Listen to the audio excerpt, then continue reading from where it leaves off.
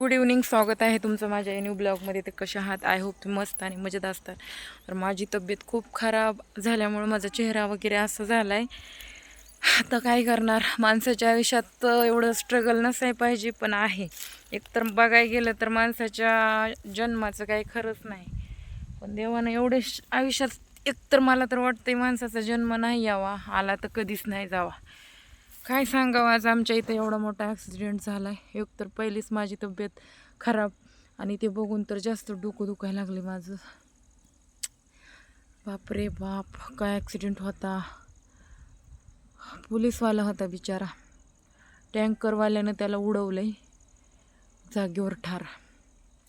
असं बाहेर निघायचं म्हणलं तर रस्त्याला लय भी वाटायला लागले बाबा, अवघड झाले. असं, चला माझ्या स्टोरीवर येऊया आपण. हे तर जगामध्ये होतच राहिले, कारण रोड बारीक पडायलेत आणि वाहनं लय जास्त झालेत, रस्ते बारीक पडायला लागलेत. तर मी काय सांगत होते तुम्हाला, कुठपर्यंत आले माझी लाईफ स्टोरी सांगायचं. भरपूर काय राहिलं आहे की माझ्या सासऱ्यांनी मला अपशकुनी ठरवून मला नांदवलेलं नाही. माझ्यावर खूप अत्याचार, अन्याय झालेले होते. आणि लेकरं खूप म्हणजे लहान लहान होते तेव्हापासून आईवडिलाकडंच राहते मी. पण माहेर सध्या शेवटी आपलं नसते, सासर तर आपलं नसतेच. जर तिथं नवरा चांगला असला तरच आपलं सासर असते. नवरा जर वाईट निघाला तर मग आपलं काही खरं नाही. पण माहेरच्या सध्या लोकांनी मला म्हणजे दिली बरं का साथ त्यांनी, पण लेकरं लहान होते तवर. पण नंतर आता मी स्वतःच काम कष्ट काबाड करून खाते. बाहेर लोकांनी पण एवढा त्रास दिला. आता सध्या माझी नोकरी गेलेली आहे, मला कुठं कामधंदा नाही. खूप म्हणजे खूप परेशानीमध्ये आयुष्य चाललं आहे माझं. पुढं जिम्मेदारी तर खूप मोठी आहे. आता मुलगी 11-12 वर्षाची झाली, मुलगा झाला 8-9 वर्षाचा. पण त्यांचं पण काय भवितव्य आहे, शिक्षण पाणी आहे. आता तो नराधम ज्याच्यासोबत माझं लग्न झालं तर त्यांनी माझ्या आयुष्याचा खेळखंडोबा तर केलाच, पण राहिला गोष्ट त्या लेकरांच्या डॉक्युमेंट्सचा, ते सध्या द्यायला तयार नाही. तो नाही म्हणते देत. एवढं पण चुकीचं का वागावं, एवढा अत्याचार अन्याय आमच्यावर का करावं सांगा तुम्ही. एवढे पण खालच्या थराला जाऊन वागणारे लोक मला भेटतील असं स्वप्न सध्या विचार केला नव्हता मी. तर लय वाईट झालं माझ्या आयुष्याचं. लय त्रास सहन केला मी, आणि अजून बी आहेच त्रास मला. आणि सांगू का तुम्हाला, एकदा माणसावर वेळ आली का कुणी कुणाचं नसते. आपलंच आपल्याला निस्तारावं लागते शेवटी. सगळे परके होऊन जातात दुनियामध्ये. आणि जग दुनिया एकट्या बाईला एवढं नावं ठेवतात ना लोक, एवढं नावं ठेवतात.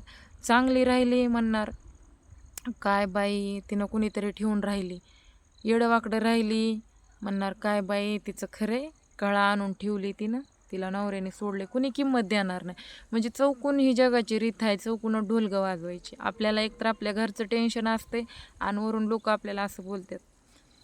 विचार करा, ह्या सिच्युएशनमध्ये मी चालले आणि आत्तापर्यंत पण आले. मला ह्याच्या सगळ्या गोष्टीमुळे डिप्रेशनचा आजार झाला. ह्या आजाराला सध्या झुंजत आहे मी 3 वर्ष झालं. गोळ्या खाल्ल्याशिवाय जमत नाही. जवळ गोळी खात नाही तवर बरंच वाटत नाही. ही इथं शिर दुखती आणि ही दोन्ही आकळ्याच्या शिरा दुखतात. एवढं बेकार डेंजर दुखतंय की हद्दीच्या बाहेर. तर 2014 साली माझं लग्न झालं आहे. म्हणजे बघा आता 2025 चालू आहे. तर 10 वर्षामध्ये 2-2.5 वर्षात मला 2 लेकरं झाले. तेवढंच रपझपणं आणले मी. लेकरामध्ये गॅप ठेवला नव्हता. तो मूर्ख माणूस होता एक नंबरचा, आणि मला लेकरं पाहिजे होते. कारण मी कुठंतरी म्हणलं माझा संसार बसवायचा आहे. माझ्या वडिलांनी 5 ते 6 लाख रुपये खर्च केला लग्नाला. मग माझ्या बापाचं कष्ट मला वाया नाही घालवायचं होतं, आणि लोकांचं हसू नव्हतं करायचं. पण शेवटी आमच्यावर काय वेळ आणली त्या लोकांनी की आमचं हसू बी झालं, आमचे पैसे बी गेले. शेवटी माझ्या आयुष्याची राखरांगोळी केली, आणि माझ्या मुलांची सध्या आयुष्याची त्याने राखरांगोळी करायचा प्रयत्न केला.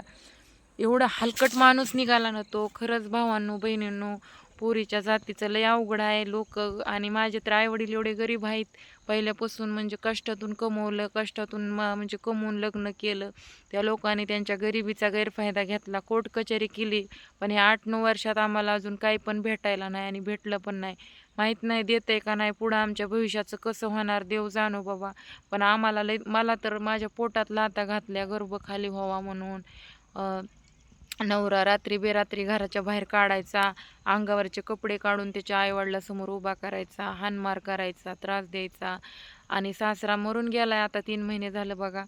तर त्यानं पण हातातली म्हणजे हातात असं जेवण जर करायला, हातावर भाकर करून जेवण करायचं मी, तर हातातली भाकर हिसकावून घ्यायचा.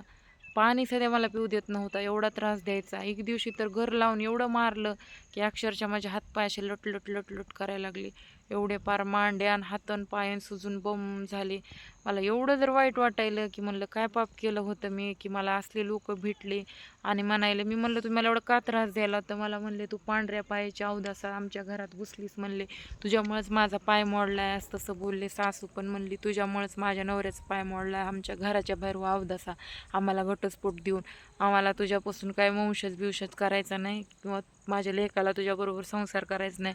नवरा पण शेवटी तसंच बोलला की पांढऱ्या पायाची अवदसा, आडमुठा जनावर, आडमुठ्या सोट्या, पळपुटावानी तोंडच हाय, चांगलीच दिसत नाही, एवढी मोठीच हिजड्यासारखी छक्क्यासारखी हाय, असं मला बोलायचे. लय घाण घाण बोलायचे. आणि मारहाण तर दिवसातून तीनदा तीनदा चारदा चारदा नवऱ्याचा मार खायचा मी. आणि नवरा नसला की ह्या लोकांनी मला त्रास द्यायचा, खायला प्यायला द्यायचं नाही. आणि ती नवरा बी कधी मला खायला प्यायला देत नव्हता. आणि शेवटी मला नाहीच नांदवलं, लेकरांना 1 रुपया खर्च केला बी नाही. मी लेकरं सांभाळले म्हणून माझे लेकरं जगले वाचले. हो का, मला त्या लेकराचं पुण्य लागन, त्यांच्या आशीर्वादानं काही कमी नाही पडायचं. पण एवढा त्रास देऊन शेवटी आम्हाला काही दिलं पण नाही. पोटगीचा दावा चालू आहे.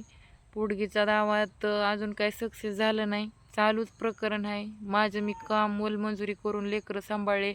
बाहेर असं साफसफाईचे कामं, आपलं काही लय शिक्षण बी झालेलं नाही, तर असंच म्हणजे बाहेर कामं करून थोडंफार काही 10-5 रुपये येते. तीच लेकराला लत्ता कपडा दर आठवड्याला रविवारी 500-400 रुपयाचं 300 रुपयाचं खायला घेऊन जायचं.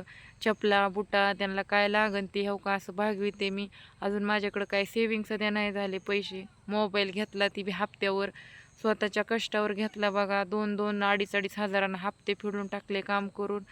आणि असंच जीवन व्यतीत माझं व्हायला लागलंय. आणि बाहेर जगदुनिया तर एवढी वाईट आहे की लई त्रास देणारे लोक आहेत. पण म्हणाय गेलं की मला लोक वाईट समजतात. खूप दिवस झाले मी सोशल मीडियावर आहे, पण लोक चुकीचं समजतात मला, त्यामुळं त्यांना सांगून सध्या काही फायदा नाही. पण ज्यांना त्या दुःखाची जाणीव आहे त्या लोकांना समजून जाईल. तर मी म्हणजे माझी स्टोरी सांगण्याचा का प्रयत्न करायला की मला काहीतरी मार्ग मिळावा ह्याच्यातनं. माझ्या लेकरांना डॉक्युमेंट्स भेटावे, माझ्या पोरांना त्यांचा हक्क भेटावा. कारण तो नराधमानं लग्न करून बसलाय, 2 लेकराच्या आईसोबत लग्न केले आणि स्वतःच्या लेकराला असं रस्त्यावर फेकून दिले. आज 9 वर्ष झालं. आणि माझ्या लेकरांना म्हणते तुझे लेकरं माझे नाहीत कुणाचे आहेत की बघ, ज्याचे आहेत त्याला डॉक्युमेंट्स माग, ज्याने लेकरं काढले त्याला डॉक्युमेंट्स माग. असले घाण घाण आरोप लावायला माझ्यावर. मला कुणी मदत पण करे नाही. माझे आईबाप तर गरीब आहेत, आमचा कुठं वशिला नाही. आणि माझ्यासोबत काय घडलं, कसं घडलं, कसा कसा त्रास दिला मला, कसं कसं म्हणजे सुरुवात झाली, हे सगळ्या गोष्टी मला मांडायच्यात. कारण मला न्याय भेटला पाहिजे. मला एवढंच वाटतं ही गोष्ट समाजापर्यंत पोचली तरी एक गोष्ट त्यांच्या लक्षात येईल की आजही जगामध्ये ह्या परिस्थितीत आज लेडीजचं जीवन काय झाले. फक्त फक्त 50% महिला सुखी आहेत आणि 50% महिलांना हे असं दुःख आहे. कायदा काढलाय सरकारने, पण कायदा कसा काढलाय की एवढे मोठे बलात्कार होईल जगामध्ये, काय काय होईल, त्यांना न्याय भेटणार तर आमच्यासारख्याला न्याय भेटणं अशक्य गोष्ट आहे. मला त्रास वाटते बघा. तर चला आजच्या व्हिडिओमध्ये एवढं सांगणार आहे, कारण माझी पण तब्येत ठीक नाही बघा. माझं तोंड बिंड कसं झालंय. आपण भेटूयात उद्या. तर चॅनलला सबस्क्राईब करून घ्या, माझी पूर्ण स्टोरी बघा आणि मला नक्कीच मार्गदर्शन करा तुम्ही. आणि कमेंटमध्ये सांगा मी काय करावं. धन्यवाद.